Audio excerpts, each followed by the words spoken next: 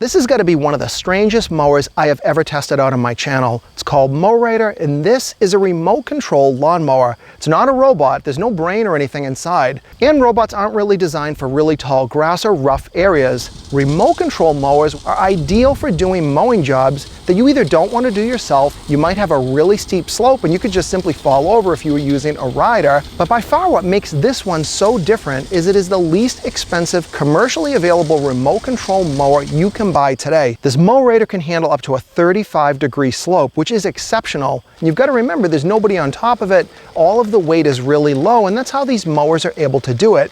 The deck on this model is just 21 inches. Now that is the same size as a regular walk-behind mower, but the big difference is the motor they're using to run this thing. I tested this in my fields, I used it on trails, on super tall areas of grass, and this little machine just seems to handle it. But by far the biggest difference with this thing is the electrically dumping bag that allows you to completely sit behind the remote control, running the mower, mowing, and then you can dump all that material. For the first test, I just mowed my regular lawn with the bagger. I wanted to see the type of cut it did, how well does it collect the clippings, and as you can see, I can just drive this thing around. It's kind of like a game. The controls are precise and smooth. Anytime you've got a radio remote, oftentimes you can have interference, and it just gets in the way of controlling the machine.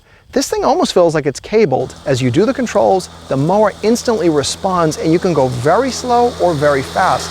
Now this model does have a bunch of safety sensors. It's got ultrasonic ones in the front, the bumper has a sensor, it knows if you lift the back bagger, which could potentially be a safety issue, but some of these sensors do get in the way, and where I'm mowing here, I don't have anybody else around, and I am going to keep visual contact with the mower. Fortunately, this company does allow you to disable all that stuff. Now here I'm mowing behind my equipment area. I've got all kinds of super tall grass. This machine just digs in, but I had no issues going through this stuff. Now it is normal, the motor does kind of bog down, but at no point did this thing ever stall out. I just kept going, and I was able to easily clear out this entire area in just a few minutes.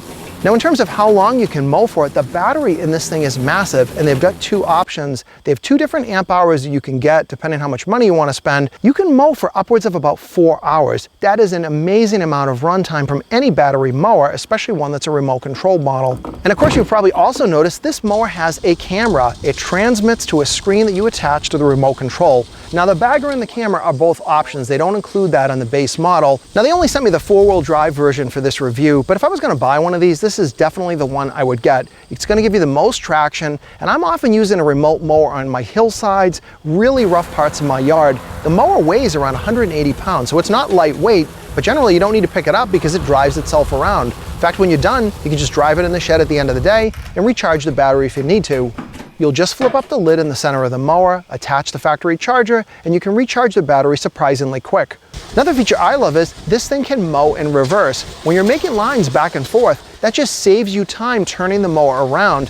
Now the price of this machine varies. It starts at about $2,000 and goes up to around $4 grand. Now that is a lot of money for a regular lawnmower, but this isn't a regular mower. They do consider this a commercially rated machine, meaning that a pro could be using this every single day. Regular commercial lawnmowers, remotely controlled ones, can cost a fortune. They don't have an auto dumping bag, they're not really designed for cutting finished lawns, and they certainly don't have any type of a built-in camera. This is a machine that's a little bit in the middle. It would definitely be a good choice for mowing under solar panels, under shrubs, any sort of tight areas that you don't want to go in, and it absolutely can mow rough parts of your yard. In fact, 90% of the mowing I've done while I've had this thing is in the rough areas of my yard, and it has performed super well, at least the all-wheel drive version that I'm using here. But I would love to hear your feedback. Do you already own one of these? What would you use it for? You can certainly leave me a comment below. And either way, I hope you enjoyed this video. If you did, please give it a thumbs up and subscribe to the Silver Symbol channel for more videos coming up.